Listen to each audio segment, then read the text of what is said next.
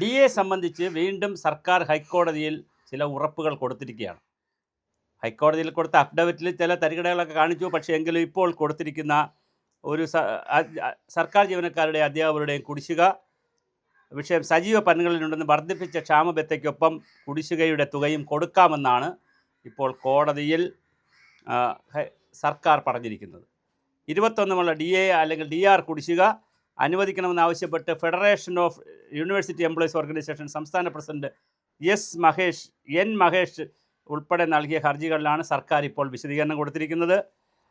എന്നാൽ സർക്കാർ പറയുന്നതനുസരിച്ചൊന്ന് കാത്തിരിക്കുന്നതല്ലേ ഉചിതം എന്നാണ് ജസ്റ്റിസ് നഗരേഷ് വാക്കാൽ ചോദിച്ചിരിക്കുന്നത്. ഇങ്ങനെ കാത്തിരിക്കുന്നതല്ലേ നല്ലത്, സർക്കാർ തരാമെന്നല്ലേ പറയുന്നത്, നമുക്ക് സർക്കാരിനെ വിശ്വസിച്ച് കൂടെ? അപ്പോഴാണ് നിയമസഭയിൽ മുഖ്യമന്ത്രി നൽകിയ ഉറപ്പ് ഉൾപ്പെടെ പാലിക്കപ്പെട്ടിട്ടില്ലെന്നും തെരഞ്ഞെടുപ്പ് പ്രഖ്യാപിച്ചിൽ ഒന്നും നടക്കില്ലെന്നും ഹർജിക്കാർ ചൂണ്ടിക്കാണിച്ചു.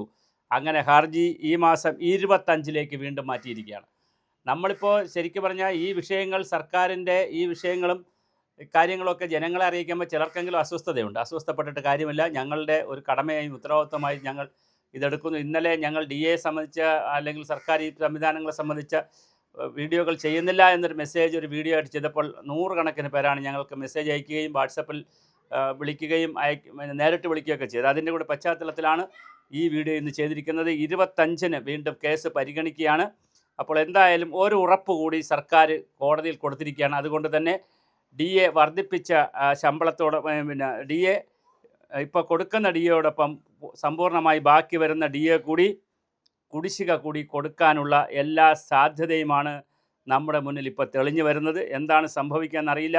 കാരണം അത് പറഞ്ഞതിന് ശേഷം മാത്രമേ, കയ്യിൽ കിട്ടിയതിന് ശേഷം മാത്രമേ കിട്ടിയെന്ന് പറയാൻ കഴിയുകയുള്ളൂ. പക്ഷേ എങ്കിൽ പോലും ഡി എ സംബന്ധിച്ച് വളരെ കൃത്യമായ ഒരു ഉറപ്പ് ഹൈക്കോടതിയിൽ കൊടുത്തിട്ടുണ്ട്. അതുകൊണ്ട് തന്നെ കുറച്ച് ദിവസം കാത്തിരുന്നുകൂടെ എന്നാണ് വാക്കാൽ ജസ്റ്റിസ് ചോദിച്ചിരിക്കുന്നത്.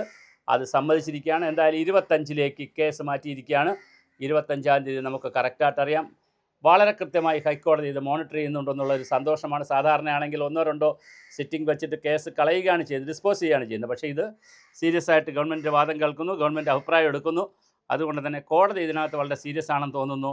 അതുകൊണ്ട് തന്നെ കൃത്യമായി ഒരു ഉത്തരവ് ഉണ്ടാകാനുള്ള എല്ലാ സാധ്യതയും സർക്കാർ ഉദ്യോഗസ്ഥർക്ക് സംബന്ധിച്ചിട്ടുണ്ട്.